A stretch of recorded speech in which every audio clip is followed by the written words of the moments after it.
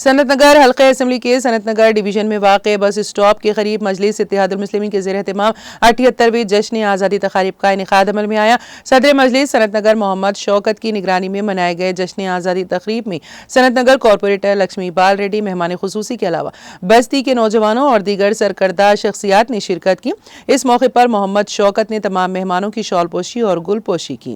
मैं मोहम्मद शौकत सनत नगर मजलिस इत्तेहादुल मुस्लिमीन के एक ज़िम्मेदार यहाँ से सनत नगर बस स्टॉप करने आज 78 आज़ादी यौम आज़ादी हम सनत नगर पे मनाए हैं। आज हमारे तमाम मजलिस इत्तेहादुल मुस्लिमीन के कमेटी मेंबर्स और सदर मोतमिन सब मिल के एक जश्न के माहौल करे हैं। इसका खुसूसी मेहमान सनत नगर कॉरपोरेटर लक्ष्मी बाल रेड्डी मैम आके जो है फ्लॉगास्टिंग करे और मैं सभी मेरे दोस्त अहबाब को सम्मान करा और सभी को शाल पोशी गुलपोशी करे हैं और बच्चों को जो है चॉकलेट वगैरह बांटे हैं और तमाम लोगों को जो है मैं का शुक्रिया अदा करता हूं जो नाम से हमारे ख़ासकर चिंटू भाई, शुकुर भाई और हमारे असद भाई और मुर्तज़ा भाई,